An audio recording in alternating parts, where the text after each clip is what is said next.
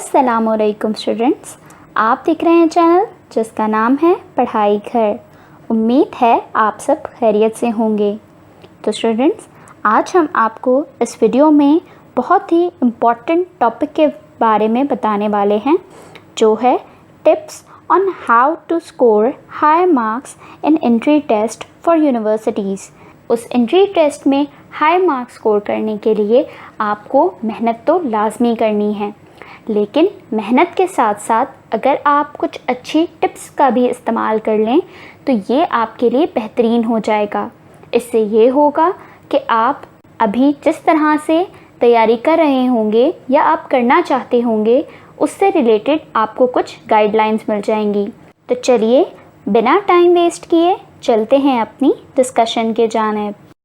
पढ़ाई घर में खुशामदीद। सबसे पहले इस चैनल को सब्सक्राइब कर लें और बेल आइकन पे क्लिक कर लें ताकि आप हमारी तमाम वीडियो से बाखबर रहें और बनो मिसाल पाकिस्तान की, क्योंकि अब मुल्क को बेहतर बनाना है। Number 1, start preparing early. अगर आपने अभी तक अपनी एंट्री टेस्ट की प्रिपरेशन स्टार्ट नहीं की है और आप ये सोच रहे हैं कि पहले आप अपना FSC या A लेवल कंप्लीट कर लें, फिर उसके बाद आप सोचेंगे एंट्री टेस्ट का, तो यहाँ पे आप बहुत बड़ी गलती कर रहे हैं। अगर आपने अभी तक एंट्री टेस्ट की तैयारी शुरू नहीं की है तो जितनी जल्दी हो सके आप अपनी एंट्री टेस्ट की तैयारी स्टार्ट कर दें। ऐसा क्यों करें? वो इसीलिए हम अब तक जो क्लासेस वाइज पेपर देते आए हैं वो कुछ बुक्स और कुछ चीज़ों से रिलेटेड ही देते आए हैं। फॉर एग्ज़ाम्पल फर्स्ट ईयर में हमने सिर्फ और सिर्फ फर्स्ट ईयर की बुक्स पढ़ी, इसी तरीके से सेकेंड ईयर में भी हमने सेकेंड ईयर की बुक्स पढ़ी, लेकिन सेकेंड ईयर की बुक्स में हमने कुछ रिलेटेबल टॉपिक्स पढ़े जो कि फ़र्स्ट ईयर से रिलेट करते थे, लेकिन ऐसा नहीं कि हमने पूरी फ़र्स्ट ईयर की बुक पढ़ी हो। जबकि एंट्री टेस्ट में ना सिर्फ आपको फ़र्स्ट ईयर सेकेंड ईयर बल्कि उसके अलावा इनमें मौजूद मेजर सब्जेक्ट्स के तकरीबन सारे ही टॉपिक्स के कॉन्सेप्ट्स को बहुत डीपली स्टडी करना है, और ये काम बहुत ज़्यादा मुश्किल है। इसके लिए आप अपना जितना टाइम दें उतना कम है।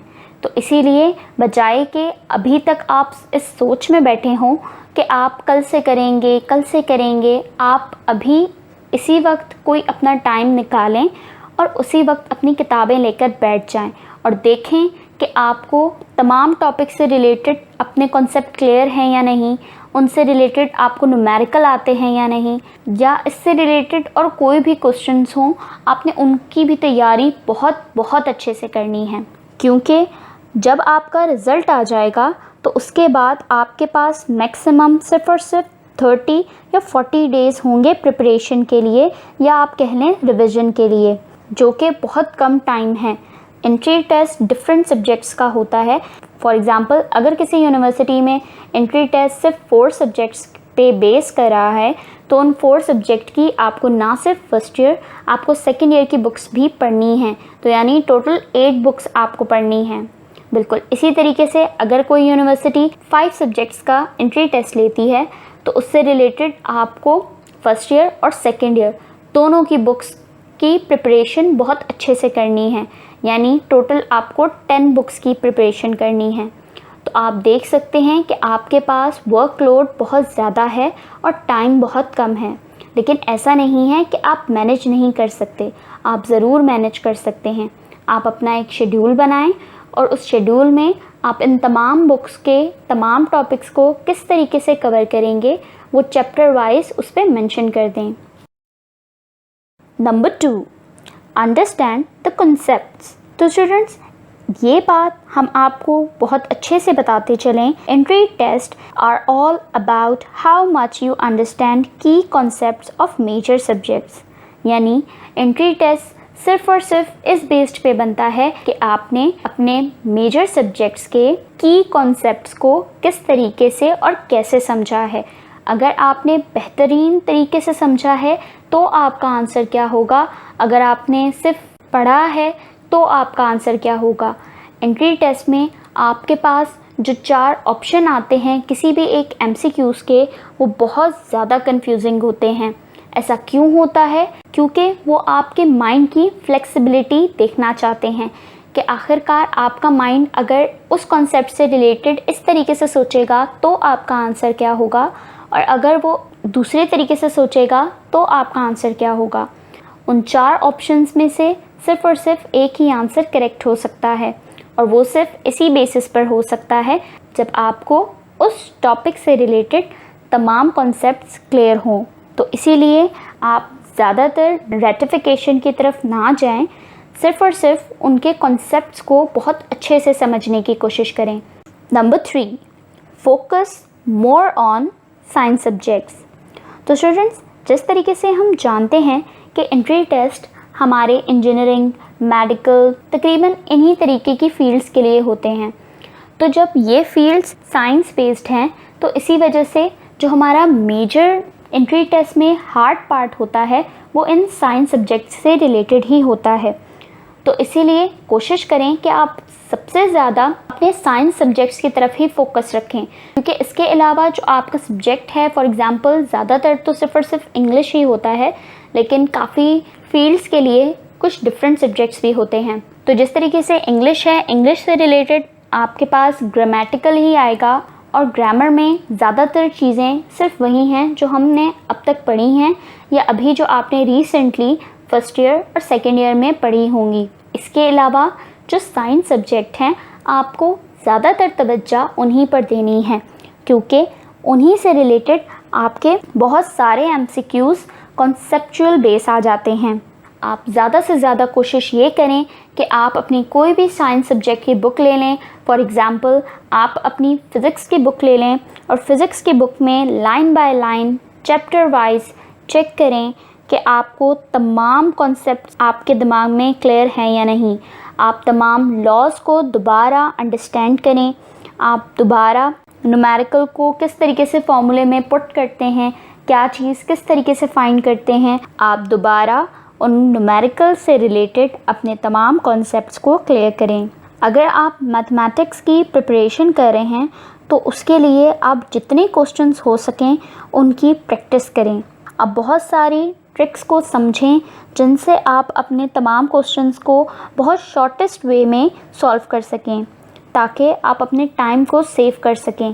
क्योंकि जितना लॉन्ग टाइम आप यूज़ करेंगे किसी एक न्यूमेरिकल को सॉल्व करने के लिए, इसकी वजह से आपका टाइम बहुत ही ज़्यादा शॉर्ट से शॉर्ट होता जाएगा और आपको एंड टाइम तक एक दफ़ा रीचेक करने का भी मौका नहीं मिलेगा।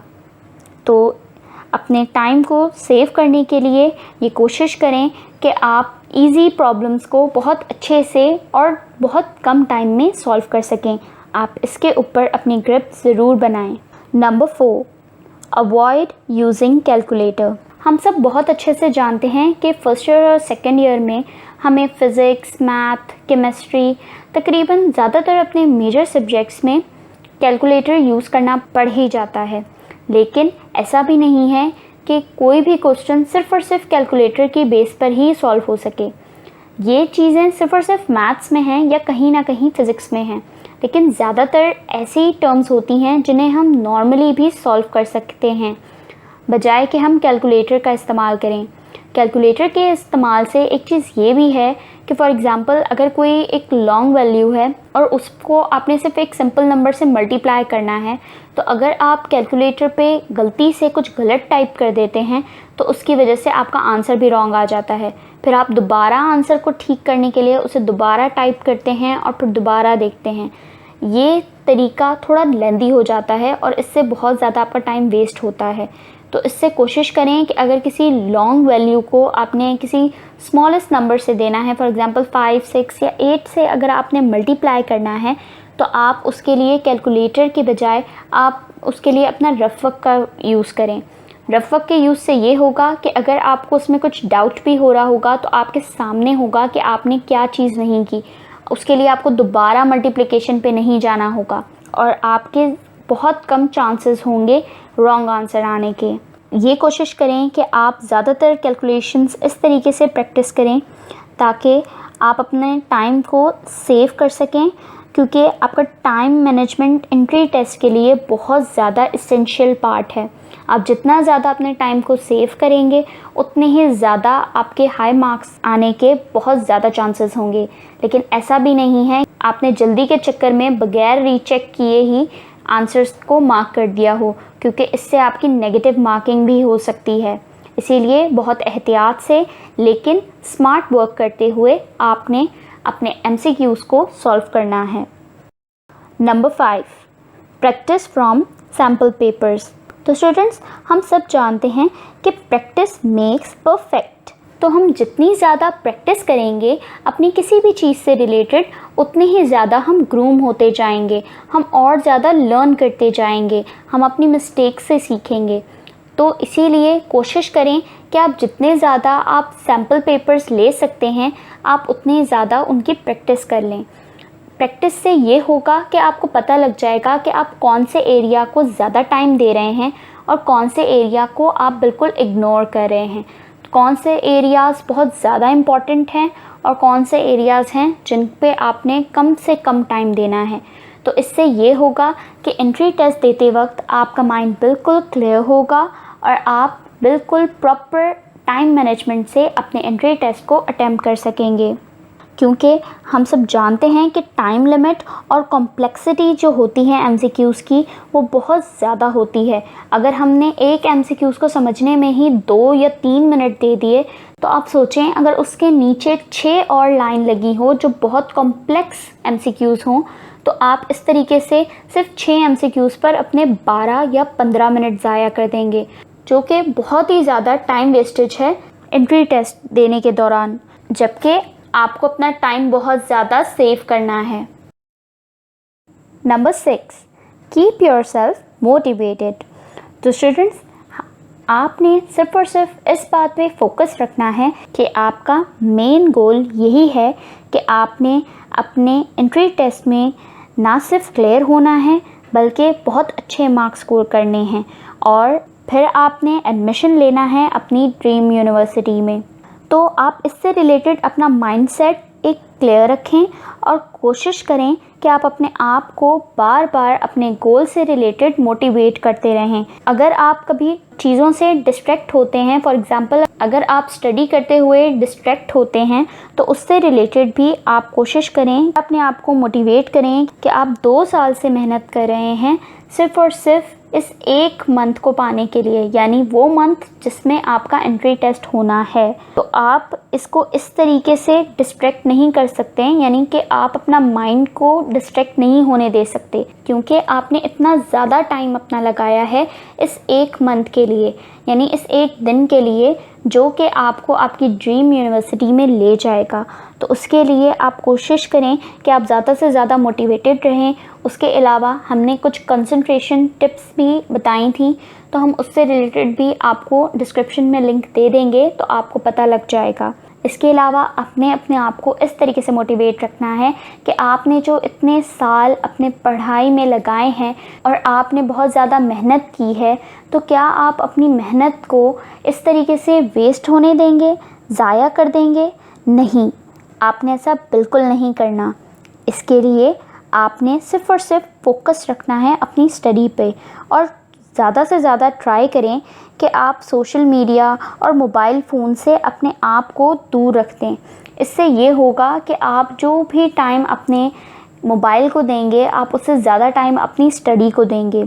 आपने बहुत मेहनत करनी है ताकि उसके बाद आप अपनी सक्सेस को बहुत अच्छे से सेलिब्रेट कर सकें, आप बहुत अच्छे मार्क्स स्कोर कर सकें अपने एंट्री टेस्ट में। आपने अपने दिमाग को इस तरीके से भी मोटिवेट रखना है कि आपने उसे बहुत अच्छे से बताना है कि अगर आपने ये सक्सेस अपनी लाइफ में अचीव कर ली, तो इसके बाद आपकी सक्सेस को सेलिब्रेट किया जाएगा, क्योंकि इन यूनिवर्सिटीज़ में जाना एक ड्रीम से ज़्यादा और कुछ नहीं है।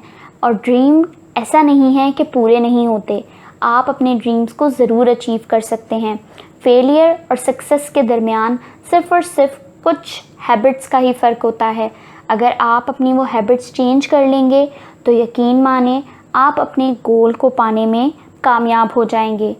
अपना बहुत सारा ख्याल रखिएगा। अल्लाह हाफ़िज़।